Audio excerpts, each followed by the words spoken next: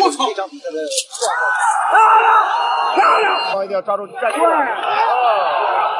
中华神腿重出江湖，霸道腿法势不可挡，开局不到30秒便 KO 德国悍将，彻底看傻，全场老外。这位中华神腿便是红光。他曾用霸道的腿法，一夜之间连续 KO 3位美国悍将，更是用连续的扫腿，将擅长腿法的泰国顶级腿法高手当场踢断双腿。从这以后便名声大噪，因此被全民粉丝称为了中华神腿。好，观众朋友们，这场比赛就带您领略一下中华神腿红光的腿法到底有多狠。好，我们注意看，红方选手红色短裤便是红光，而蓝色拳套的蓝方选手便是德国悍将克里斯蒂安。他的实力相当的不俗，综合实力非常强，而且经验非常的老练啊，是德国的老牌选手。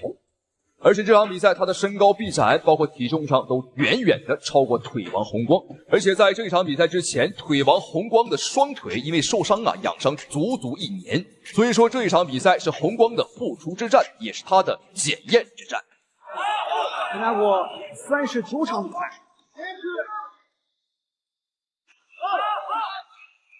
刚才记得这回德国选手出了2个一条腿，力量非常大啊，随着这个体液的增加，力度也大了。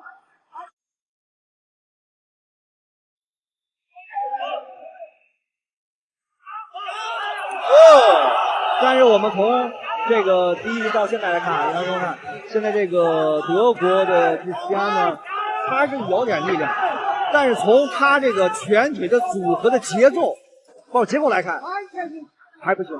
这个要比速度，你看红光出拳速度，包括腿，节奏感、速度感，动作好像不是那么太正规，对，让散的东西一下，但是力量还是非常大的。对，所以说红光一防守一定要防守好，然后别让这个蒙着你很可怕。虽然说腿王红光已经时隔1年没有复出打比赛了，但是我们看他的腿法依旧是刚劲迅猛，威力不减当年。从比赛开始到现在为止，他都是全程在追着德国悍将打。他不仅是拳腿功夫迅猛，而且他的气势也是如龙似虎。告诉自己，然后让自己兴奋一点。而这个运动员有时候状态非常的重要，但是呢还不能太急，稍微稳一点。看准一点，手还不能往下掉。再来一下，我觉得差不多了。但是我们从这个红光的进攻路线来看啊，它更加的丰富。我觉得它不光是拳腿啊，你简单说就拳腿，但是你看它左右腿的这个进攻的线路是不一样的，包括它拳法进攻啊。对，宋老师说的这个对。就是红光，他虽然是一个散打出身的这个运动员选手，因为经过他习练这种自由搏击、泰拳，对各个国家的这种的搏击的这种认识，然后现在已经几乎没有散打攻击了。然后进攻啊这种运作风格特别像这种对搏击、泰拳的国外的这样的拳术。倒计时，但是还不能放松。他还在挑逗对方红光，你把手伸向发射，让我再来打。好，第一回合比赛结束，中华神腿果然是名不虚传啊！第一回合呢，把这个德国选手完全当成了一个沙包啊，当成了一个移动版的靶子。虽然说红光已经是时隔1年没有打比赛，但复出之后呢，他的打法风格依旧是大开大合，敢打敢拼。很多老的拳迷粉丝啊，对红光肯定是不陌生了，但很多新的拳迷粉丝啊，对他根本不了解，没听过。只听说过什么死神方便啊，什么邱建良，但红光啊是非常老牌的一个悍将。好，第二回合双方比赛继续，这里废话少说。三国对抗赛男子75斤的比赛，红方叫红光，蓝方来自德国的克里斯蒂安。又是一个后手重拳。这名德国选手德国悍将是完全招架不住红光啊这个势如猛虎的攻势。刚刚用的不是腿法，而是一记重拳。看来红光呢不只是腿法厉害啊，拳法也是不容小觑。好，对方没有认输，比赛继续。听见了？这个时候红光一定要抓住战机了。不行了，完了。好，观众朋友们，这下比赛彻底结束了，因为德国选手的赛事方他的教练扔出了白毛巾投降，不打了啊，的确是不敢打了，因为红光实在是太狠了。好，让我们恭喜这位来自于我们中国的实力悍将中华神腿红光。好，那同时们感谢屏幕前您的收看与支持，咱们下期视频再见。你过来呀！前进，哦，直接转向后腰吗？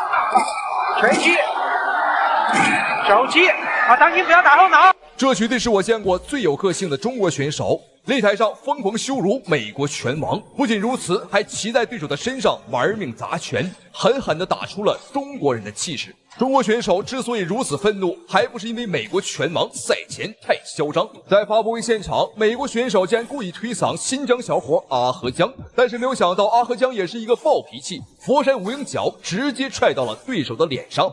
多亏现场工作人员及时阻拦，才避免了事态升级。但是没有想到，美国拳王竟然给脸不要脸，频频前来挑衅。比赛还没开始，两位选手便大打出手，想必比赛开始之后肯定会更加激烈。好，双方比赛开始啊！赛前直接转身后腰吗？哦，上蹬！这个后摆，今天我们看到开场第2个转身后摆腿，但是命中了。倒地了，对，这边直接要插背，看看有没有裸脚的机会。对手防这个拿脖子还是防得很好。哇，一上来乔瓦尼莫乔估计还没有料到对手这个出招这么快，上来就放超必杀了。这边两人有可能要摔出去了。裸脚单手围住了。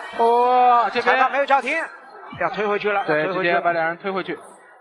我现在严重怀疑阿合江在打拳之前啊，是不是在什么峨眉山或者动物园工作过？你看他这个，哎呦，驯猴能力非常强。哎呦，他知道这个猴子啊该怎么去降服。因为这个乔瓦尼莫尼呢，他的外号啊叫美国孙悟空。好，注意看这个角度，阿合江，哎呦，他是上半身啊骑到了对方的身上，疯狂的砸拳。见过骑马的，见过骑驴的啊，但是没见过骑猴的。对。要出去了，锤击，肘击啊！当心不要打后脑。看阿合江啊，阿合江出场其实就跟康纳麦格雷戈是一样的。对，这边乔瓦尼啊，看看会不会因为对手的这个进攻啊，现在变得有所畏惧。阿合江再来转身后摆腿假动作，挑衅对手。踹膝盖，漂亮！言语攻击，不能说话，而且不能咒骂对手啊。好，这种情况在我们中国擂台还真是头一次见。我们中国选手口吐芬芳啊，说了点不中听啊、少儿不宜的话，遭到了裁判的口头警告啊。没事啊，这只是一个口头警告，也不扣分。刚刚阿合江在打拳的时候，他不只是四肢啊在运动，他的嘴巴也没有停啊，他在疯狂的问候对方的祖宗18代啊，这还真是我头一次看到中国选手在擂台上骂老外。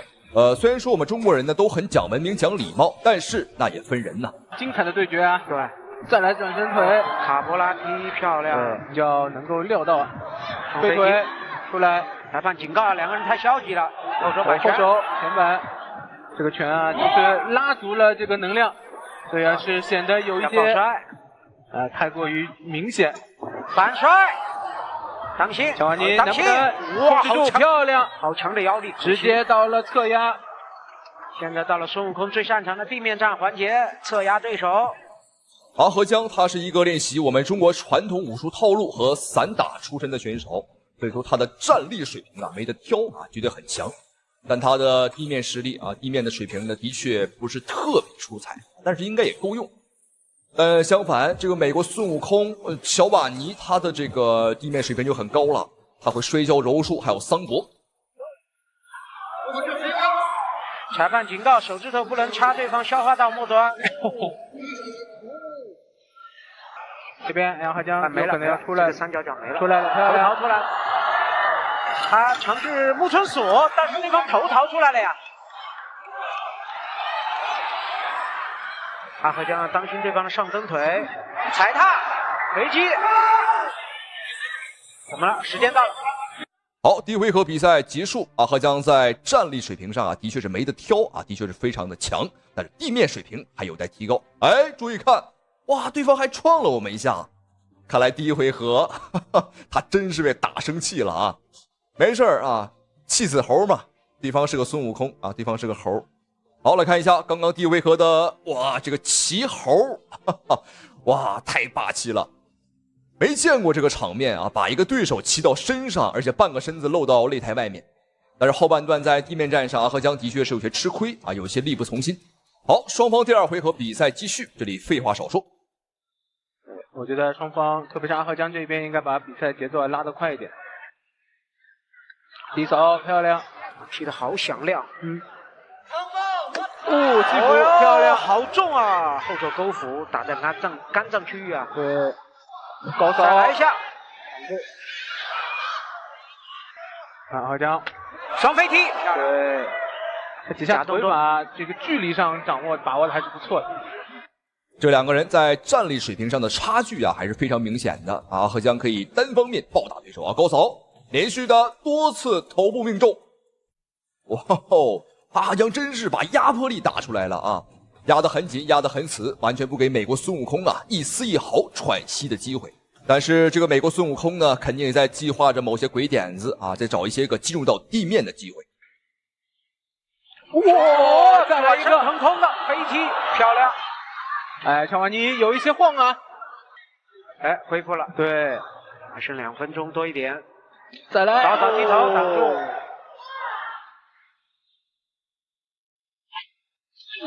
转身后蹬，漂亮。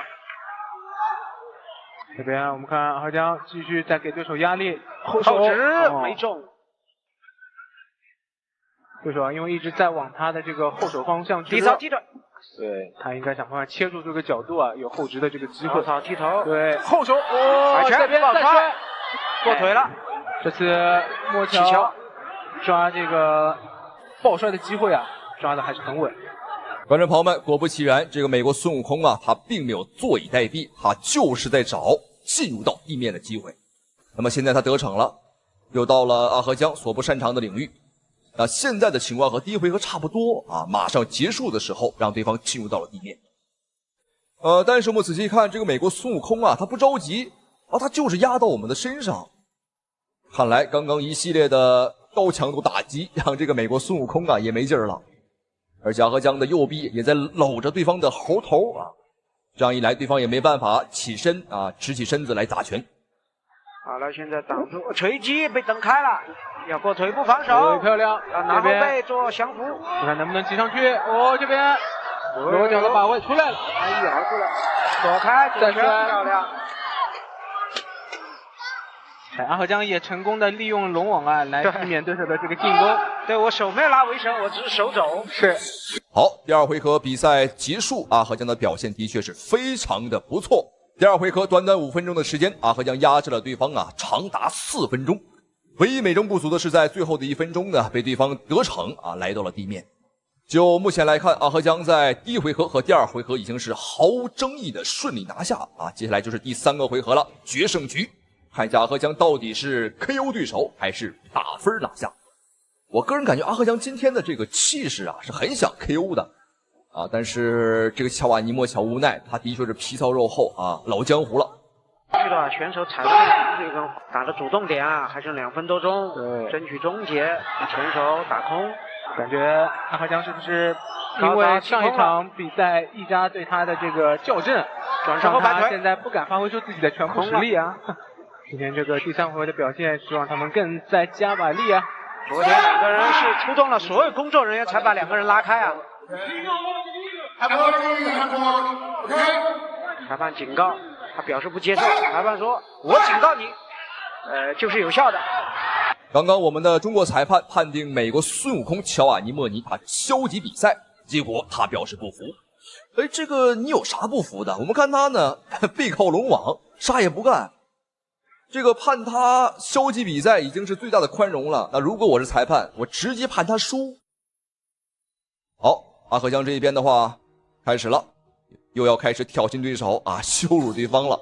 做进攻的试探，而且他的总的出拳数量比对手多。他打白鹤亮翅了吗？哎呦，假动作试探。对，你看有没有高扫的机会啊？这边我感觉对手手是拿的比较低的。阿合江应该有机会，果然是要摔，但也可以出飞顶膝啊。哎，他手抓卫生了，裁判警告了，出腿没中，中断踢没中。最后一个回合，阿赫江这一边啊，有可能也是累了啊，打的也不着急，非常稳。毕竟比赛时间还有最后10秒钟了，看情况，阿赫江是想兵不见血刃的拿下比赛啊，不流一滴汗，也不流一滴血啊，蝴蝶步，好侧踹，好各种挑衅动作，哈哈，头一次见到这么有个性的这个中国选手啊，连动作带羞辱，你看。包括他的嘴巴也不停啊，各种国粹，各种鸟语花香啊，喷向对手。对，难道要打到判定吗？好，这场3回合的大战终于结束，终于打完了。阿赫江呢，在前2个回合打得非常的猛，非常的给劲儿。我们一度以为他要 KO 对手，拿下对手，但是没有想到第3回合，这位个性十足的小伙子啊，给我们来了一个惊喜，就是稳下来了。没关系啊，这赢了就行。让我们恭喜阿赫江判定获胜啊，这是毫无争议的。好，那同时非常感谢屏幕前您的收看与支持，咱们下期视频再见。我希望大家看这场比赛的时候不要眨眼睛，因为我觉得随时都有可能出现门儿都没有。巴西女拳王时隔6年来找张伟丽复仇，扬言如果打不赢就当场剃发做尼姑。张伟丽表示：“你可千万别后悔。”好，观众朋友们，欢迎收看本场比赛这一场中国格斗女王张伟丽大战巴西女拳王艾琳·塞迪奥梅伊尔的精彩大战、精彩比局。我们注意看，一身黑色、穿着黑色背心、黑色裤衩的红方选手便是张伟丽，而蓝方选手粉色小背心便是艾琳·塞迪奥梅伊尔。在6年前，他曾和张伟丽有过一次交手，只不过当时啊，他输的实在是太惨了啊，被炮打了15分钟，当时被打的是面目全非啊。他回到家里之后啊，他的母亲都认不出来了。所以说，时隔6年，艾琳又回来了。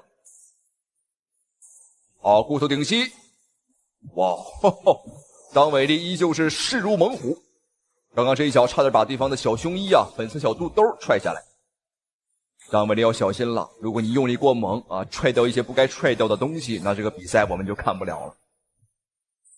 在这6年期间，这个艾琳每天起的是比鸡早，睡得比狗晚啊，拿下了18战啊17胜的一个战绩，再次向张伟丽发起了挑战。好，断头台，有没有机会？在6年前，这个艾琳在战力上输给了张伟丽，所以说在6年期间啊，她苦练了她的摔跤技术和她的柔术。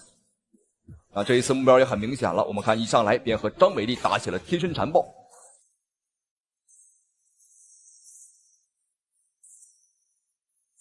哦，小心！这个艾琳，哇，这个劲儿还真不小啊！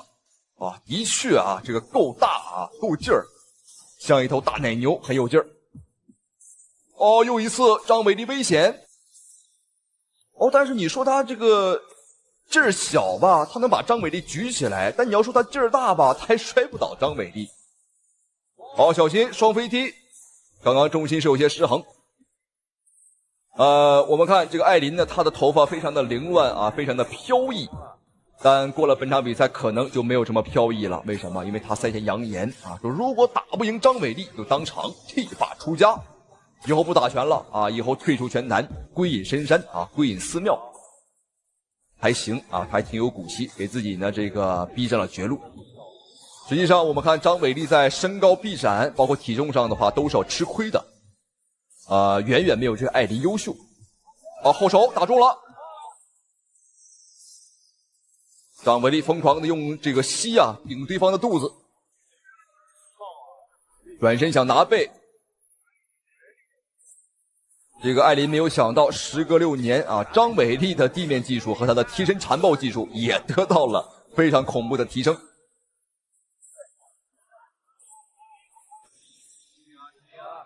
哦，要小心，要小心呐！不要把对方挤爆了啊！我真的是有些担心对方的这个身材啊，能不能经得住张伟丽的狂轰乱炸？哦，这个角度，张伟丽把肘顶到了对方的嘴巴上，肘击。刚刚是有个高位顶膝，很危险。又一个，现在艾琳呢是卯足了劲儿，想把张伟丽放倒。他现在是搂住了张伟丽的2条腿，但张伟丽真是不动如山呐！好，倒了。哦，但张伟丽借助龙网又站了起来。现在艾琳还是很执着啊，他就想把张伟丽放倒。哎呦，又来了！哇，这个真有劲儿啊！看来这6年啊，他这个的确是没少练啊，想把张伟丽连根拔起。他浑身的蛮劲儿，但他来错了地方。这么有劲儿，你去这个扛麻袋啊，你这去工地算了，还打什么拳啊？别人扛1袋，你扛2袋，甚至是3袋。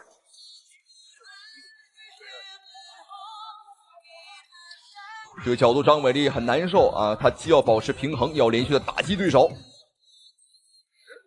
但依旧是站得很稳。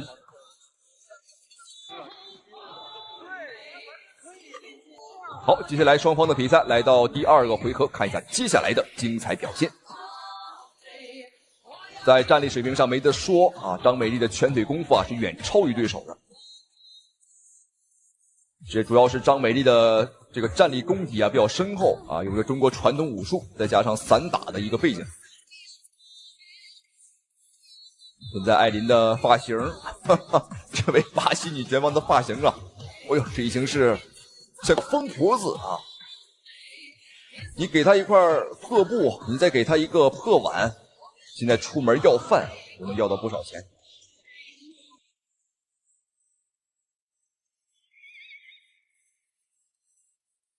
哦，第3有效果，连续的补刀，张伟丽疯狂的左右开弓。哇，张伟丽的这个体能啊，实在是太出色了。那么高强度的进攻和内围打击，依旧是很强势啊，很有劲儿。哦，连续的肘击。现在艾琳的脸上已经开口了。张伟丽不仅是有散打的一个功底啊，包括他还有一些泰拳的功底啊。他当时呢请过一个专业的泰拳教练。哦，来了，身后上树，但没上去。哎呦，这个角度，观众朋友们，该暂停暂停啊，该放大放大，别怪我没提醒你们啊。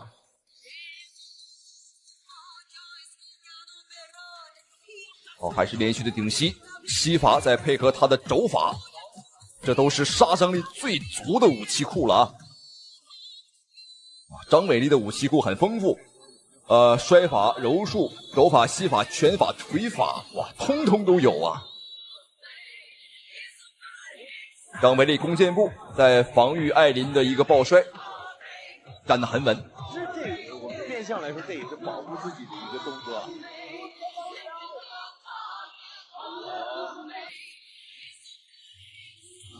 在6年前的话，艾琳是被张伟丽啊打的真的是面目全非，但这一次我看她也挺惨啊，也挺惨啊。当时让我印象最深的是啊，这个艾琳当时就很抗揍，在6年之后的她呢，哎呦，你看又得到了提升。我建议这个艾琳呢，打出比赛之后你也别剃发了，你也别出家了，你干脆啊和张伟丽混啊，当张伟丽的陪练，那你肯定是能出名。一个是全世界最能打的女人啊，一个是全世界最抗打的女人，你俩在一块儿那是珠联璧合，强强联合。等将来张伟丽称霸世界拳坛了啊，也有你一份功劳啊，你也能跟着沾沾光啊。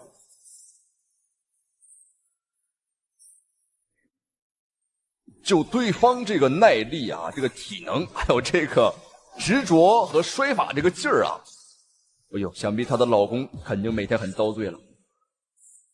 好，注意看时间，第2回合最后1分钟了。哎呦，这个角度，哇，天哪！张伟丽要小心，千万小心！我真怕你把对方打坏了啊！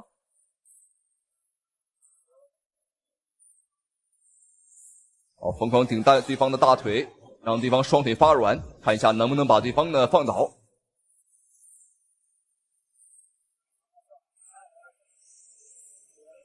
现在我们看这个艾琳，哎呦，整个人的形象啊，哦呦，感觉好像是刚经历了点什么啊。这真打成疯婆子了。我们再看张伟丽这一边的话，我们是兵不见血刃，不要说出血了啊，现在估计连汗水都没有多少。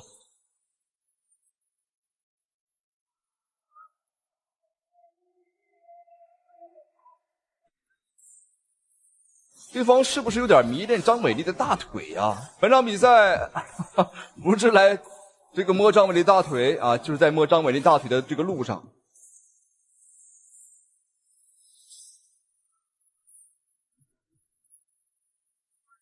好，双方的比赛来到最后一个回合了，看一下接下来两个人的精彩表现。H 的正蹬，把控两个人的距离。哦，连续的重拳打得很准。虽然说我很支持张伟丽，但观众朋友们，我现在多少还是有那么一点点一丝丝的同情心这个给到了艾琳，他太惨了。我们经常说，只要功夫深铁杵磨成针。今天这个艾琳真是不信邪了就想把张伟丽放倒。但对方这个行为无异于拿核桃砸钻石，哪怕你砸1万个核桃，哪怕是1亿个核桃，你砸钻石也没用啊。这场比赛如果不产生 KO、TKO 或者降服，那这个艾琳现在基本上已经板上钉钉他已经输了。因为这个分数上的话，的确是差了太多，他基本上没有任何的有效打击。现在他这个状态完全是在拖延时间好，裁判终于出手了，看不下去，将双方呢重新拉回到站立。头发这么乱就不要整理了，你再整理你再整理没什么用，你这3000烦恼丝一会儿也得剃光。好，注意看背部裸脚，张伟丽这个角度有机会，但是手臂的扣没有放到对方下巴里面，所以说扣的不死。好，张伟丽放弃了。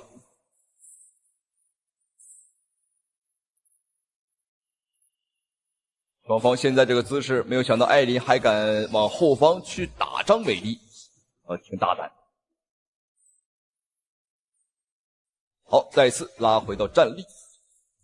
这个艾琳呢是不情不愿因为打站立他太吃亏了，根本打不过。你快别捋你那2根毛了该想想怎么防守吧。你看还捋。漂亮！一拳前手拳，前手刺拳加后手的横肘。艾琳这个脸上开口至少2个口了。对，围攻一个，眉心这儿好像也开了。那这种肘呢，这种正面的肘其实这种短距离的肘很难把人打 KO 对，它更多还是划开口子和打重击造成伤害。对，这种肘法打击，转身肘是有可能 KO， 对，腾空起来有大动作的这种肘也有可能打 KO， 但是近距离的就是开口子，对，包括刚刚张伟丽前手刺拳加后手的横肘，这种距离稍微拉开一点的，是有可能 KO 的。对，最后10秒钟，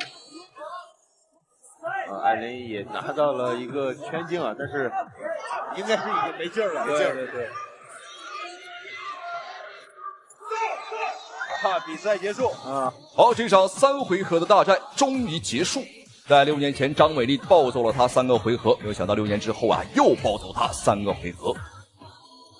本场比赛的结果，相信已经是毫无争议了。让我们恭喜张伟丽获得了本场比赛最终的胜利打得非常的精彩。那同时也非常感谢屏幕前您的收看与支持。好了，咱们下期视频不见不散。注意看，大名鼎鼎的中国推力大师魏宁辉，竟然被打得如此难受，还被老外一拳打断3根肋骨，瞬间瘫坐在地，无奈之下只能弃赛投降。要知道，此前只有魏宁辉打断别人肋骨的份儿，从来没有被别人打断过肋骨。能击败中国名将魏宁辉，对手自然是来者不善。他正是当今羽量级别1人之下万人之上，世界排名第2的伊利亚斯。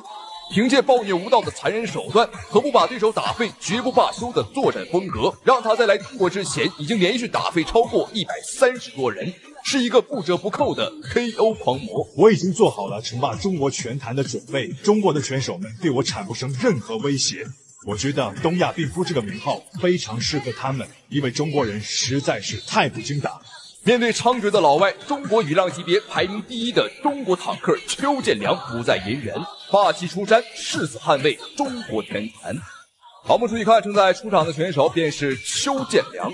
但这场比赛有一个问题，因为此时的邱建良还并非世界第1，当前他的排名是世界第10。也就是说，本场比赛邱建良第10，对方世界排名第2。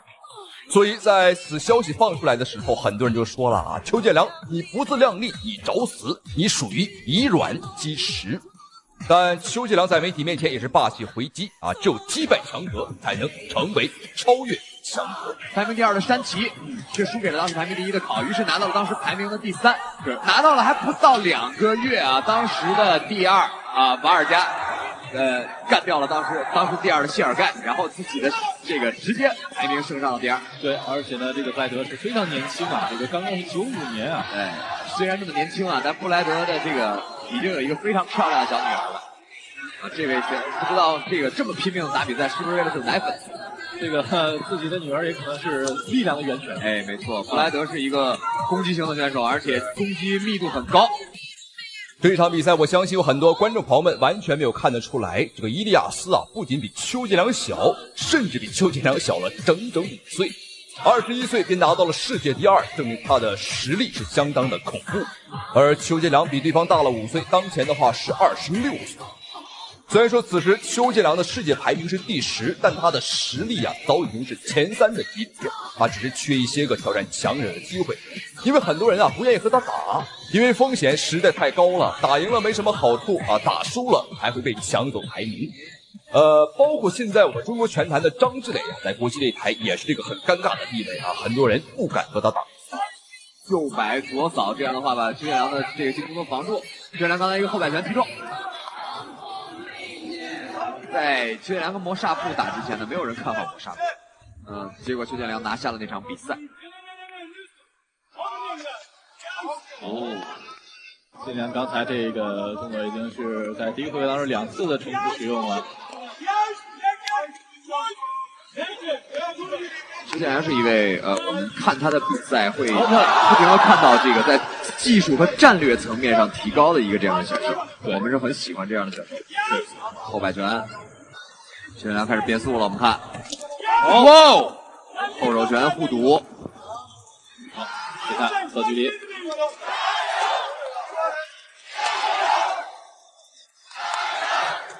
打虎，高段。邱建良的这一场比赛绝对能称得上是一场硬仗了啊！不仅对手实力强劲，而且我们注意看，比赛的擂台已经逐渐变湿了。为什么？因为现场下起了瓢泼大雨。没错，本场比赛是在室外举办，但是我们看邱建良啊是完全不慌也不乱，纵使对方压得再紧啊，也是头脑冷静，灵活应对，具有威胁力。是，转身变拳没打到，顶膝，在这个擂台上慢慢的又开始有一点点湿滑。两位选手邱建良连续的左右摆，最后的几秒钟的时间。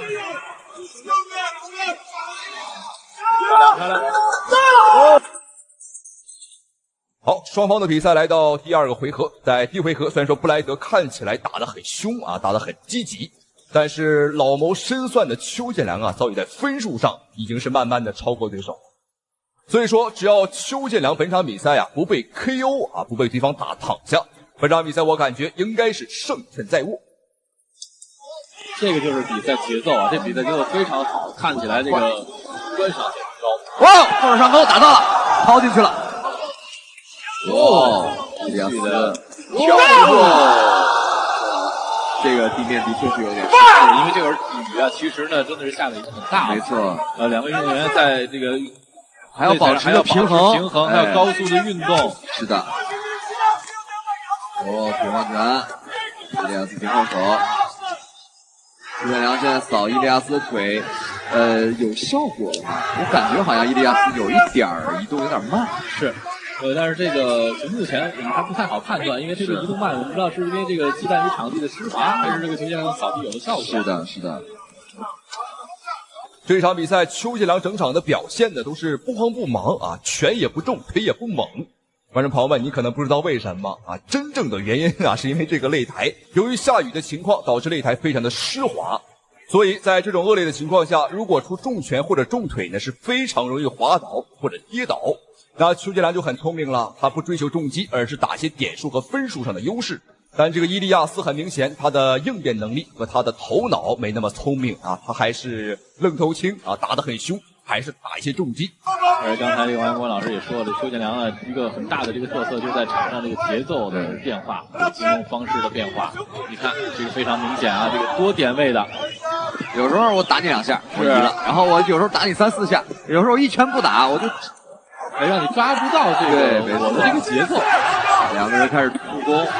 在这样的一个擂台上的情况呢，两个人的这个进攻大多数会变成静态的对攻，对，因为移动可能会导致自己的平衡失去。是，包括呢这个很多这个舍身的动作呀，这个大范围的动作可能做的会少了。这样的话，观众会比较开心，因为这是一个电话亭战术，是被迫电话亭战术的一个对攻。相对密度，现在伊利亚斯下来了，邱建良开始慢慢的变成攻势的多。走。伊利亚斯在这个世界上排名第2，我们刚才也说了，他的原有啊，这个选手非常强悍。是。这个10秒钟，邱建良的表情还是非常轻松的。看出伊利亚斯的贯穿能力。好，进入到最后一回合的较量了。现在这个伊利亚斯他满脑子只想 KO 邱建良，因为他清楚啊，分数上他不如我们。所以他并不想把比赛的结果呢交给裁判，而邱建良则相反。我们不用着急啊，把比赛结果交给裁判的话，我们是稳赢的啊，因为前2个回合分数上是遥遥领先。对裁判，而且其实整个我们看这个3回合的比赛，纵观来看，他的进攻密度是这个爬坡式的上升。是的，这是很恐怖。对于选手的整体的体能储备是一个非常强悍的。对，你说我们这个，毕竟啊，两个人真的是高手间的对决，在这样的舞台上，在荣耀的擂台上，我们才能看到有顶尖的对抗。是的，这一场比赛也是众所期待的。胜负啊，我们当然很期待，我们更期待的是两位选手在擂台上给我们带来这种美学的这种展示。你可以先不考虑结果，我们先看这个过程，过程足够精彩。现在急于求胜的伊利亚斯已经完全失去了冷静的头脑，他只想在第3回合 KO 邱建良。但正所谓兵来将挡，水来土掩啊！邱建良呢是完全不在乎，你怎么来，让狂风暴雨来得更猛烈些吧，我都能接得住。啊，不得不佩服邱建良在任何情况下，他的头脑太冷静，太厉害了。做一些重击，现在邱建良并没有做重击，还是大多数以干扰为主。现在我们看邱建良打的还是比较稳，对啊，这一局回合的节奏没有太明显的变化。没错，伊利亚斯一上来的那个猛冲等于是被消减，对。但是伊利亚斯的进攻力度我们明显可以看得到。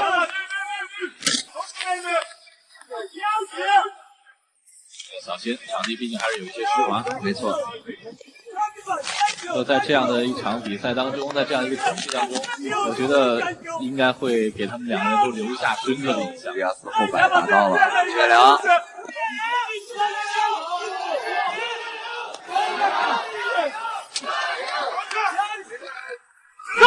带摔，那这样的话是反对。这场比赛由于现场的地面过于湿滑，所以说双方的体能消耗下滑很明显。你不仅要防守啊，要盯着对手，还要进攻，而且还要保证你的平衡性。所以说，这可以说是邱建良，哎呦，神龙摆尾。这个时候了，最后一刻啊，也让现场的观众不感到遗憾，也让屏幕前的您啊也不感到遗憾。因为神龙摆尾是邱建良的招牌绝技，是他的绝活。10秒钟，看邱建良有没有输出。来后走，伊利亚斯整场比赛的这个爆发力都是让我们印象非常的深刻。我们看一下最后的结果。邱建良比赛结果金腰带属于中国，我会把金腰带。他们两个真的是狼狈为奸。不仅赚着我们中国的钱，竟然还瞧不起我们中国人啊！随时随地、无时无刻的欺负我们中国选手，欺负我们中国人。台上欺负我们中国选手，台下欺负我们的中国姑娘。这也是我们中国人讨厌他们的原因。我们可以参考一下法国啊，现在法国呢可以说60%以上都是黑人，基本上都要沦陷了啊！以后不能是浪漫之都了，应该叫黑色帝国。好，双方比赛开始，注意看红锋选手来自新疆的萨利曼。上一场比赛我们见识到了他的风采啊，开局21秒便 KO 了对手。而蓝方的大老黑便是卢蒙亚·乔赛亚啊，来自乌干达，他表示要为他的队友复仇。这场的话也是非常的精彩啊！对，哇，这个扫地传中，你看我们的乌干达运动员啊，是但他抱得挺全，他抱得挺死的。是，而且你看他整体的一个风格，我是觉得他有一些态势是在身上的。对。这个基辅就是太明显了。如果你前面有几个动作引的话，然后把这个基辅给打出来了。哦，刚刚这是一个萨利曼腿法的技术性击倒。上一场比赛我们见识到了萨利曼拳法的威力，而这一场比赛你将会见识到萨利曼碎骨腿法的厉害。您听好了啊，是碎骨腿法，这是萨利曼自己独创的一个腿法。顾名思义啊，专踢对方的小腿骨。所以说我们在观看比赛的时候啊，注意看萨利曼腿法的一个进攻，你看连续的扫地，一脚接一脚。对，这个转换很快。对，但是你看他们在找节奏，然后找对方的热点，然后如果有一瞬间，如果对方有这种失误的话，还可能就 KO 对手。是，我觉得这个卢蒙亚的前腿一定要小心一点啊！刚才是被萨利曼有几个扫踢啊砍到了这个小腿的位置，所以如果下面再有几个的话，估计这个小腿可能就有一些危险了。对，还有一个低扫腿。是，再来了一个。连续几个动作一直打的是那个点的话，对，这手肯定是扛不住的。对，同一个点会累积伤害。别看对方长得黑啊，但是这个脑子呢的确是不笨，还是采取一些搂抱的战术来限制萨利曼腿法的进攻。实际上对方作为一个泰式的选手，他的这种前脚啊点来点去的风格，理论上来讲可以很好的规避萨利曼的腿法进攻，但防不住，主要是萨利曼腿法这个出腿啊实在是太快。对。你看我们的红方啊，打的动作很小啊！你看这时候，你看他这个小腿的话，确实已经有了一些累积的伤害了。对，因为前面的话是做了有5-6个啊，是做了有5-6个他这个扫踢的位置。对，再来一个，对，哎呦，飞膝，也就是跟我们之前上一场比赛的话也是一样啊，这个卡夫基的话对他这个小腿的伤害是。有一些累积的。对，如果他一旦踢这个小鞭腿的时候，一定要有防的这个动作。对，再来了一个，很容易，如果连续几次踢的话，对手很容易要迅速推开，然后再加反击动作。对，动作打得明显一些。一个后手。对，后手。对，是刚才有一个非常紧张的后手。对，他这时候如果把体力再迅速的拉开，然后再来一个后鞭腿踢的话，对手肯定会。对。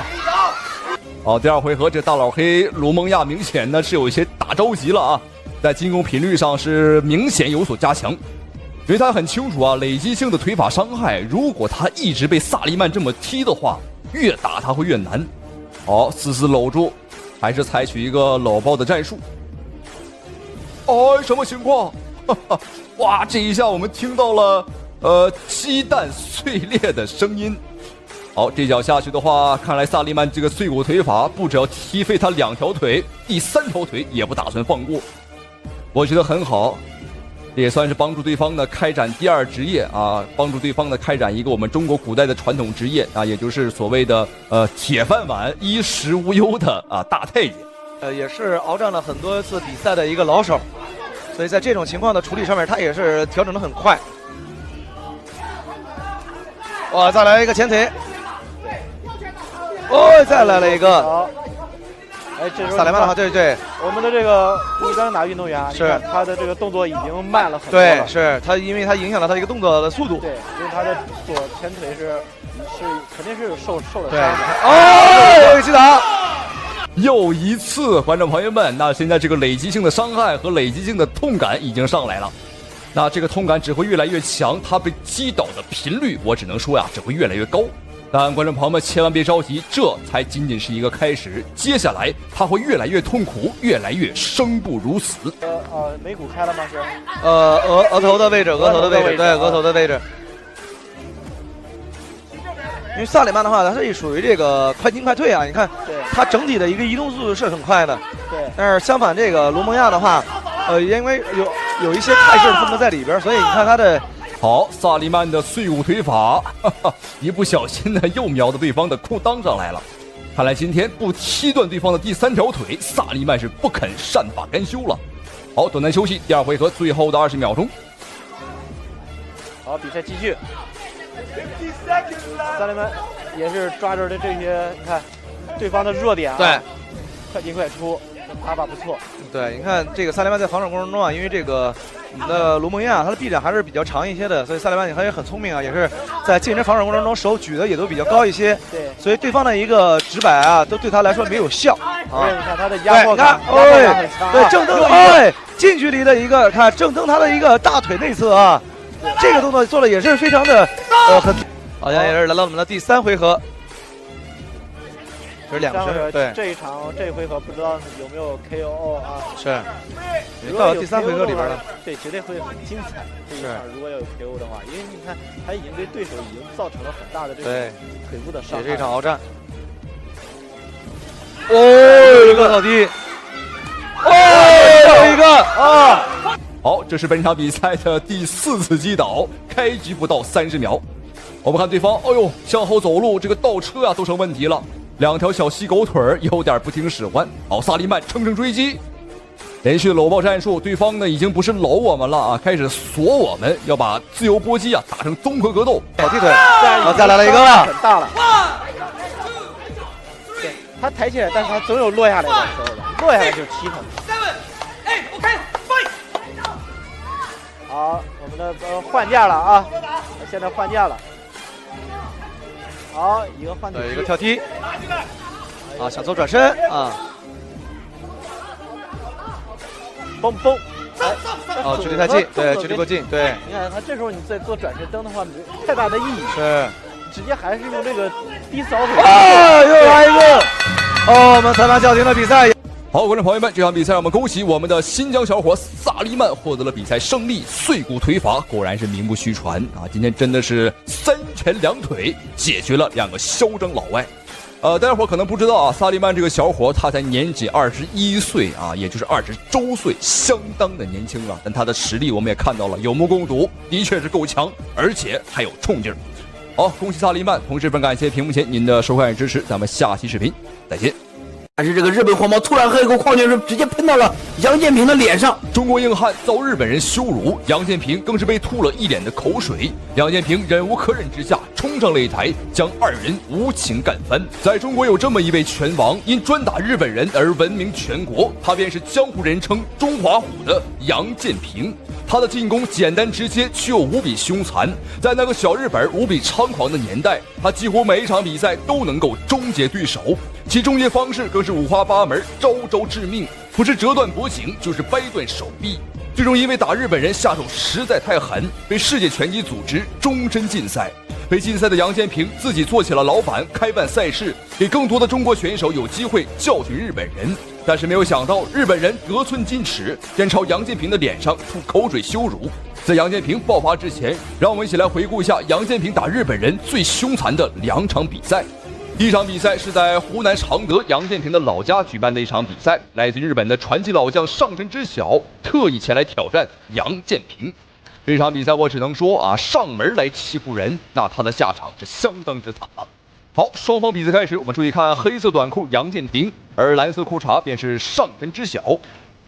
对方在身高和臂展上都要优越于杨建平，但这并不重要，因为杨建平啊，他会中国传统武术啊，太极拳法，所以说4两拨千斤，以小博大是他最擅长的。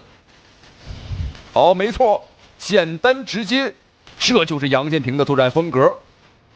中华虎下山了，直接把这个小日本子按在地板上。上手属于上位，想要去过腿完全过腿，侧面压制。要不就是现在抱摔，杨建平又想要小臂10字过了呀，你看没有？杨建平对小日本子啊，那是相当的有研究，相当的有了解。所以说，我们看，无论对方怎么挣扎，无论怎么想去逃脱，根本是逃不掉啊！哦，杨建平锁住了对方的狗脖子，断头台。哇，杨建平他不是在用力，他是在往死里掰对方的脖子，往死里使劲儿。杨建平能够把腿挂了再高一点，有没有？看能不能翻过去。如果说是翻过去，可能就要睡着了。好，比赛结束了。好，比赛结束，杨建平又做了一件好事儿，送这个小日本子去和他的家人团聚啊，去送他和他天堂的太奶相聚。我只能说，杨建平啊想的是非常的周到。好，第二场比赛依旧是在湖南常德举办，而这一次来挑战杨建平的家伙也不简单，他是日本的空手道冠军孤山信。刚刚我们可以看到，他还在和杨建平的顶牛挑衅啊，的确是有点狂，但是没关系，我们不着急啊，一会儿杨建平啊就送他也去见太奶。好，双方比赛开始，大家伙千万不要认错啊！穿着白色战袍的是杨建平，而穿着黑色紧身裤的便是孤山信。好，抓单腿，杨建平想摔，哇，这个都说杨建平力大如牛，百闻不如一见。而且最令我们感到惊讶的是，杨建平的身材啊，他非常小，但任谁也没有想到，这就是杨建平最恐怖的地方。身材呢并不是很壮啊，不是很出色啊，但打法风格呢是简单且残暴。好，杨建平现在有些危险，被孤山信勒住了脖颈。好，挣脱。好，转身拿背，小日本的身体被拉直，杨建平疯狂的砸拳，再度拉直。的地面砸拳，好，又一个孤山信解脱了。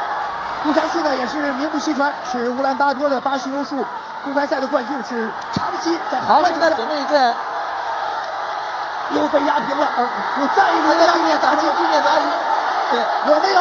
海豹会不会这个时候终结比赛呢？现在还不会，这个孤山信还在挣扎。这个孤山信非常的顽强，孤山信又现在是反转战拳上位，孤山信的反转战上位，他现在。杨建平呢现在是处于比较被动的位置，现在能不能反过来？好，奋力的反过来，站出了上位，一个翻盘，再次占据上位，成旗。好，可以用杨建平。好，这里看我翻转，龟缩防守。这个孤山信在龟缩防守，在前两次的龟缩防守呢，裸脚，好，手没有后背裸脚，但是是挂在了下巴上，但是我们看不太清楚，到底有没有呢？现在不知道有没有这个裸脚。好，已经有了，杨建平。好，正所谓识时务者为俊杰，孤山信明显要比上一个小日本子上山知晓聪明的多啊！情报部队赶紧拍手投降，这才导致他的脖颈、他的狗脖子没有被掰断啊，也算是保住一条小命。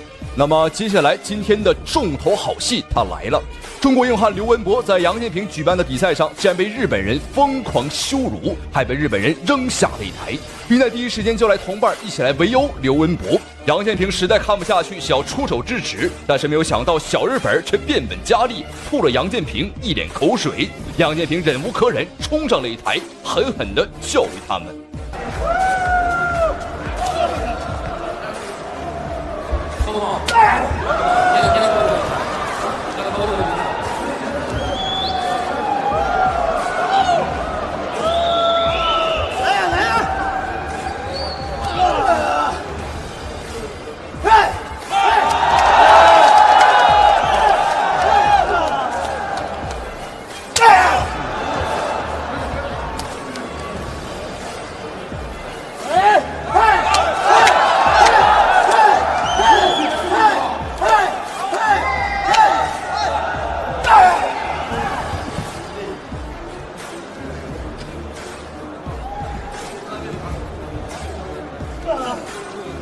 没劲儿了！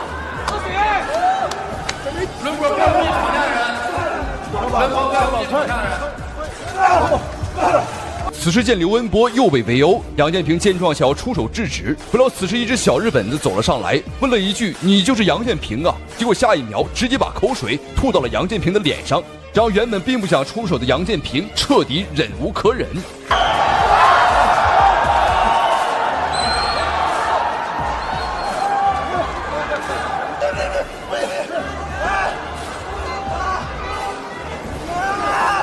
分开，出城，分开，快 ！1, 2, 3, 4。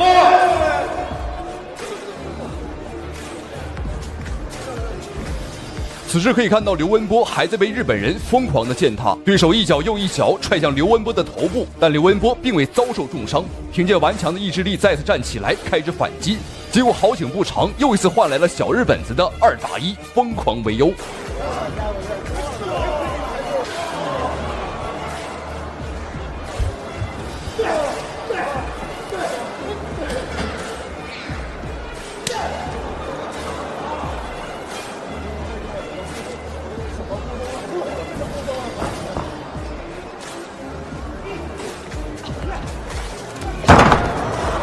见刘文波被2个日本人疯狂践踏，中华虎杨建平终于忍无可忍地走上擂台。然而接下来杨建平的表现更是让小日本子叫天天不应，叫地地不灵。别的不说，关键是看着刺激。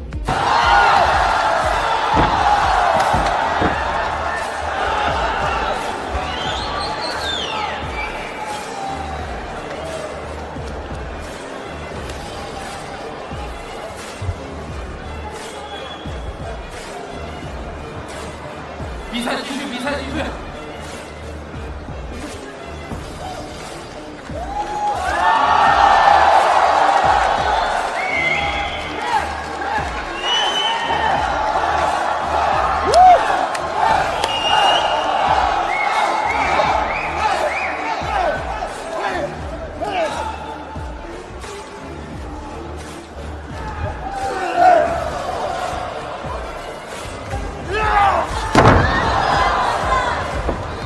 今天刘文波能够赢下这场比赛，杨建平至少有1半的功劳。那对于杨建平这样的抗日名将，观众朋友们，您希不希望他重新复出拳坛呢？欢迎在评论区留言讨论。咱们下期视频再见。对，蒙古安今天一上来之后的这个重击啊，打的确实是声声作响啊，特别漂亮啊，蒙古安，漂亮后手，对，连续2个。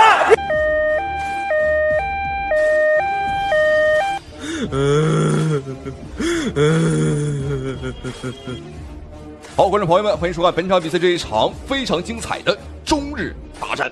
中日对决自然是不必多说，那肯定是仇人相见，分外眼红，都带着火，都想置对手于死地。好，注意看165对战172，臂展168对战178，年龄上22岁对战21岁。我们中国的小伙，他是一个少数民族，来自于我们中国的水族，的确是不常听也不常见啊，但是无所谓了。56个民族，我们都是中国人，我们都是一家人。哦，双方一言不合，已经是正面开打。哇，刺刀见红，没有任何虚晃，没有假动作，正面直接开打，什么战术，什么拳法都没有。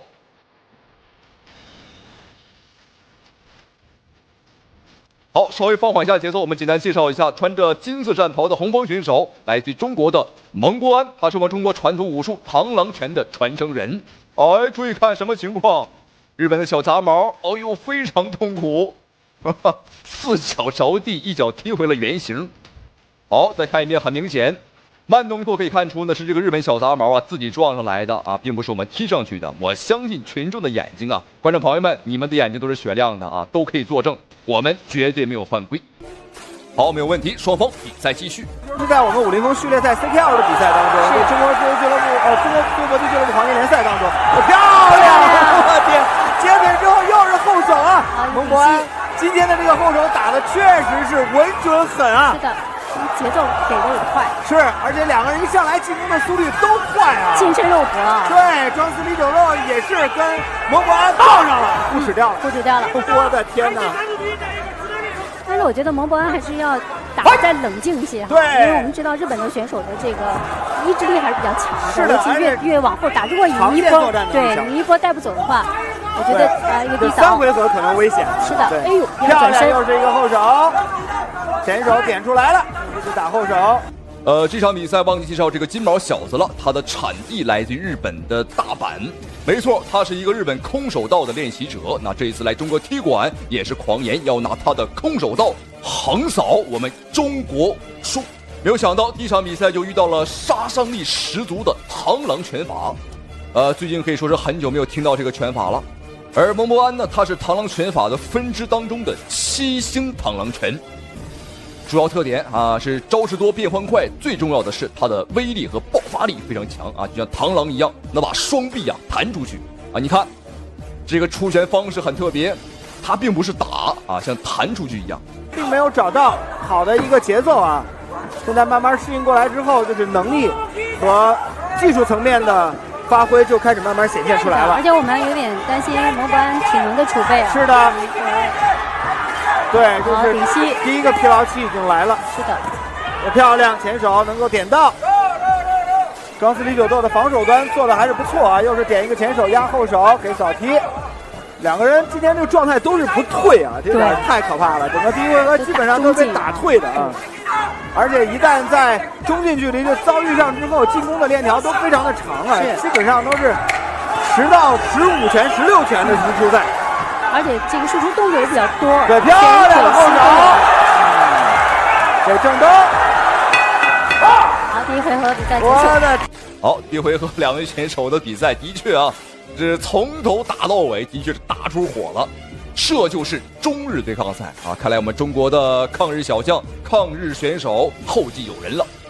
第一回合我们整体看下来的话，的确是蒙博安的这一边啊，我们整体看下来更具优势啊。尤其在重击这一块，我们看哇，打得非常的准，螳螂拳法名不虚传。但赛前这个日本小杂毛却说我们中国武术在日本空手道面前啊，就像是小孩跳的广播体操啊，根本拿不上牌面。小小年纪就如此猖獗，看来今天啊必须要给他上一课了。好，现在双方的第二回合火力依旧不减，蒙博安又小心，双方的换拳。蒙博安还是要小心一点，对方的这个进攻节奏呢是打出感觉了。啊，蒙博安一不小心牙套再一次被打飞，但是我感觉应该是吐飞的啊。因为从状态上来看，蒙博安呢没有任何眩晕，也没有吃到重击。现在拼的就是看谁的这个体能储备好。是走中线的这个过程啊，打的都不错，而且后手都有能够压进去的能力。是的。那目前我们来看，我觉得庄司李九斗可能在内围的时候，就比对手多了一个吸动的会更多一些。然后拳腿的速率基本上都差不多，两个人的节奏都漂亮，高好，而且都属于这种快进快打型的。是的，而且都属于进去之后不退型的。蒙博安啊要小心了，牙套呢又一次被打飞，裁判已经是再次警告蒙博安，你不可以再把牙套给露出来了啊，咬紧牙关。好，一言不合，双方又拼到一块儿。蒙博安拳腿组合，重拳和低扫的穿插。那么先来看低扫效果一般般，还是要打拳啊，要打准，因为对方的防守漏洞呢还是比较多的啊，打准一次就有可能要了对方的小命。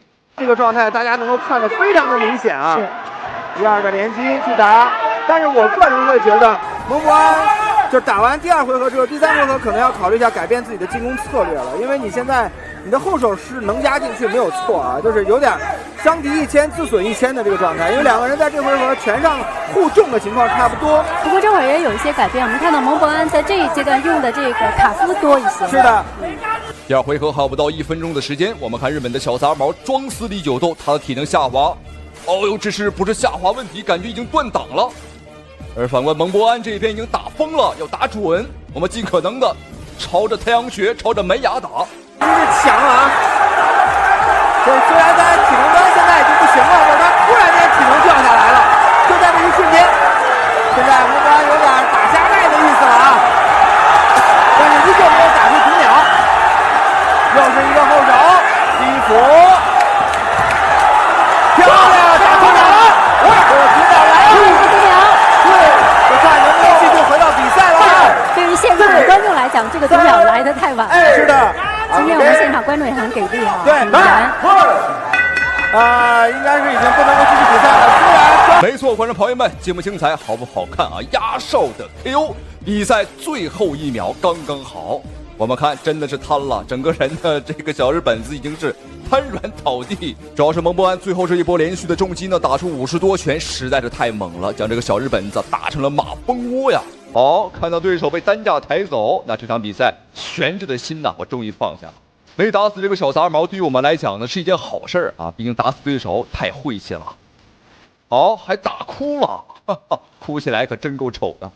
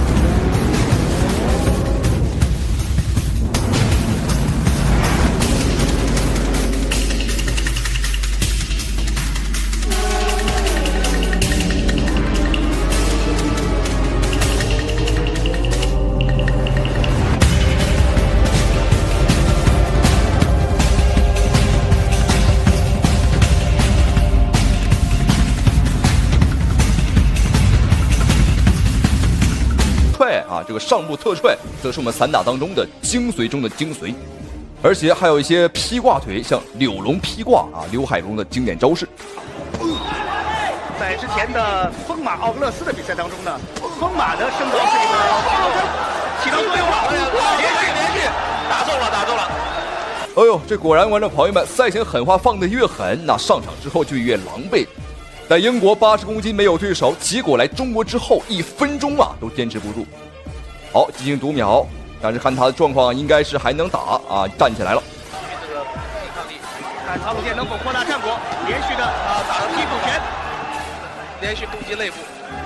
现在这个对方的对，这成软肋了啊，就是软肋，这真是连续攻击同一个地方。他现在有意识想下压来守住这个地方，但是很难。你看那个英国的奥格勒斯的，其实在泰国比赛里面他挺强悍的，他的那个长腿动作啊。今天的这个曹鲁健打得太凶了。今天这个曹鲁健身高1.88米的，非常的高大，所以说奥格勒斯以往的身高优势不复存在。曹鲁健这种聪明的，对，加强要臀法的进攻要上头，因为你身高1.88米，这很容易起高边腿上头动作。近2年我们中国的自由搏击高手啊，尤其是散打系的高手，身高这一块越来越高了。像曹鲁健、刘策啊，这身材都是非常的高。这样一来，很多老外人高马大的老外，他的身形优势在这个时候就没有任何作用了。反之，我们还要更高一点。看到英国的这个奥格勒斯一个上勾拳打中了曹鲁健。奥格勒斯的内围战呢还是非常的独到，但是呢，曹鲁健大开大合，并不给奥格勒斯机会。这很浪费体能的呀，曹鲁健。对，看，右手上勾拳，看没有？又打一个上勾拳。这倒计时还有10秒。对，双方能否有在非常漂亮，有点可惜了。好，第一回合比赛结束。今天我们曹鲁健的作战风格，我觉得呀，和死神方面还真不太像，更多的像我们中国早期刘海龙、保利高那一代的打法，就是一上来啊就很猛啊，就是跟你拼了。这种风格是非常好看的，主要是打得比较凶。你看这一拳，哎呦，把奥格勒斯这个脸都打着，哎呦，我感觉打老了10岁啊，打出一脸褶子。好，但当然对方的这个上勾拳也不弱啊，你看这个角度也很刁钻。但第一回合整体看下来，还是曹鲁健的优势要更高一些。好，随着前方的美女，第2回合马上开始了。观众朋友们，相信我，再美的美女也没有本场比赛第2回合精彩。尽管还要发挥到拳法这个打击的力度，但是他有意识加强一些腿法的进攻。对了，看没有？对了，连续3拳，哎呀，这个曹鲁健进攻很全面，然后你再出拳就对了，对，这样就有机会。但是马上直接后腿打上，后腿直接跟上，要打直拳，不要这种摆拳了。曹鲁健还真的有实力，对，腿也很重。是的，这个时候奥格勒斯呢防守显得有一些的软绵无力，毕竟是自己的前腿多次遭受到了曹鲁健低扫踢的砍击，这些已经都红了。是的，现在曹鲁健就低扫踢完的时候，一定要加强你的后手的右手后手。打一个非常痛，看到奥格勒斯，太强了，简直是。谁能想到曹鲁健还有低扫踢这样的杀伤力？这么杀伤力，出乎意料，这对该走才有。还能站起来吗？好，没有想到这个第2回合曹鲁健改变了战术啊！第1回合打拳，第2回合打腿，这个实在是太全面了啊！这个让对方也是出其不意。当对方以为曹鲁健还会出拳，积极防守我们拳法的时候，而曹鲁健早就已经改变思路，踢对方的腿，让对方是痛苦不堪呐！好，恭喜曹鲁健，同时们感谢屏幕前您的收看与支持，咱们下期视频再见。